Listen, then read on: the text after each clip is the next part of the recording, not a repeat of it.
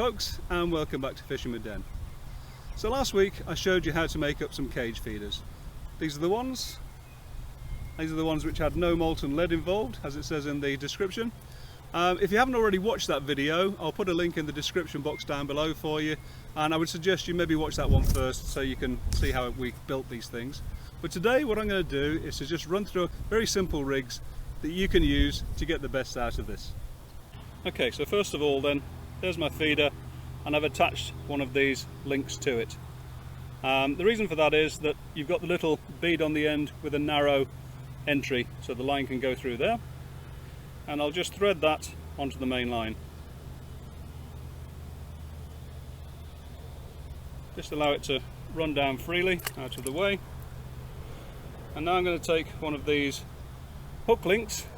This is a swivel on one end and a little clip device on the other, which means I can change the hook length if I need to quickly. And what I'm going to do is just thread this on the line,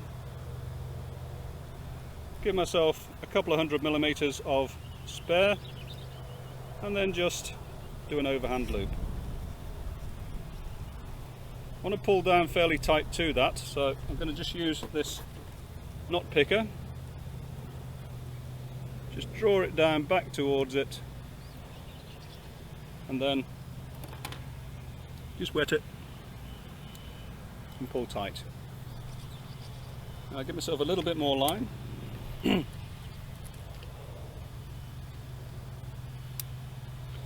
what we're going to do now is we're going to create a twizzled boom. Finger and thumb, just twist.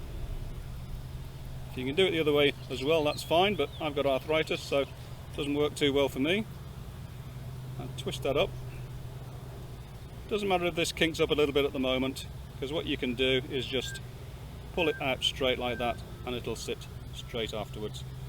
As I say, for me it's an issue because of the arthritis. At least that's my excuse anyway. There we go. Bit more. Just pull like I showed you. Okay, that looks pretty reasonable to me as it stands. So what we're going to do now is we're just going to take another overhand loop straight through, and again we're going to pull tight.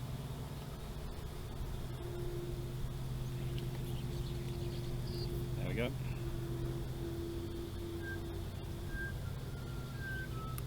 Take off the tag end, and we've now got a twizzled boom.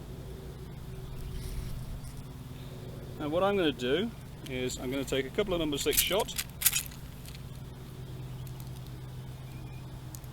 and put them just at the top of the boom itself.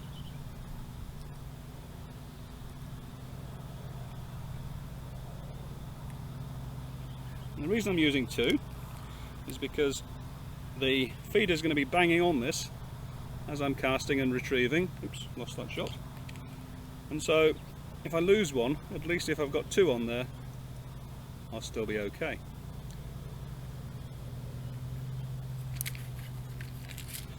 Now if I pull the feeder back up, oh, stuck on a bunch of weed. Okay. So what happens now is that the feeder link, as you can see here, holds everything out away. Sorry about the muck on the feeder, that's a problem today, it's all over the bottom. Anyway, let's get rid of that for you. Right, and then what we're going to be doing is putting a hook on the end of this link here, if I can get hold of it. There it is. Now obviously this is going to slide all the way freely down the line, and some venues you have to do that, especially if you're on a match, but on other venues where they don't actually have a rule on it, what you can do is take another shot. I'm just going to use a number 4 and put it above, and I give myself a few inches,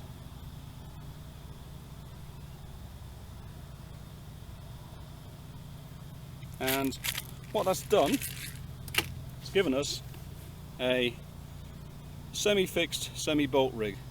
It is safe because if you do lose everything and the fish takes away your feeder and your hook, where it breaks above here, this will soon get pulled out because it's only a shot, and that's what makes it safe. As I say, it's not allowed on some venues, on other venues it is, but it gives you a semi-fixed or semi-bolt action rig. One word before I finish on this section: make sure that the hook link area here hangs down below the feeder itself. And that's it, guys. We're good to go. Just got to put a hook on and cast out, see what happens. So here's the hook.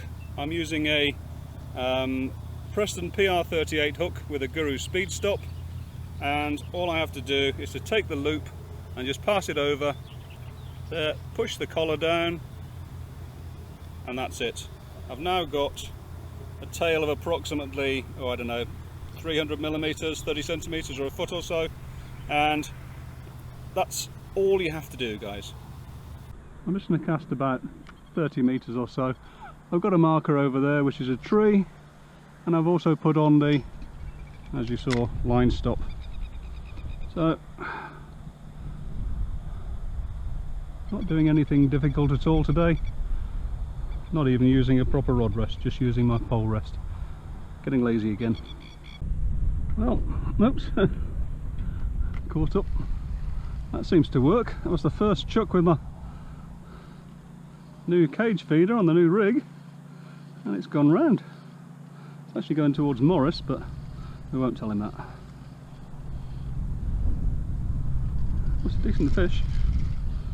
Taking line.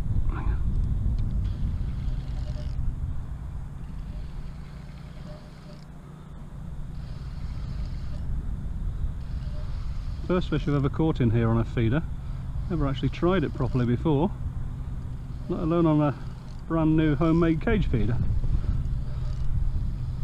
But hey, obviously it works, so I'm pleased about that.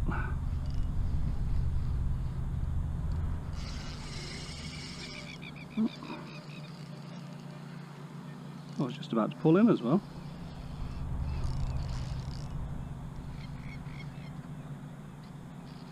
There he is. He's not huge, so I'm just pleased that I've caught one.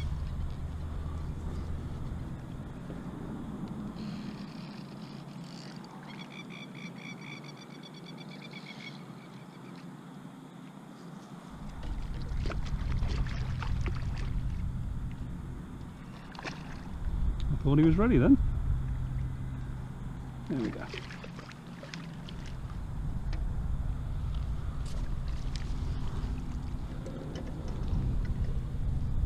And just nicely in the lip. So, first fish. Well, just when you're doing something else and the rod goes round again. I've only had about half an hour of doing this. This is my second fish on. I did have one other one which was actually foul hooked, and I came back with a scale, and I've had a few knocks. So, interesting. Normally I'd have probably fished this with a method feeder, but this seems to work perfectly well. Felt like it was quite reasonable at first, but now it seems to be coming towards me. In fact, it seems to be swimming right at me. What's going on? It's over there somewhere. Alright, right down below me now. There he is. Now he's going to decide to fight. There we go, look.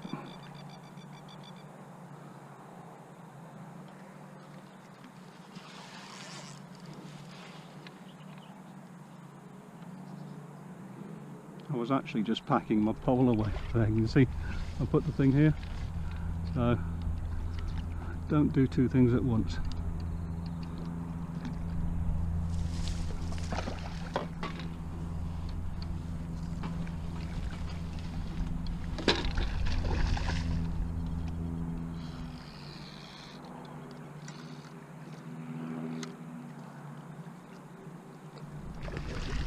That's not bad. That's two.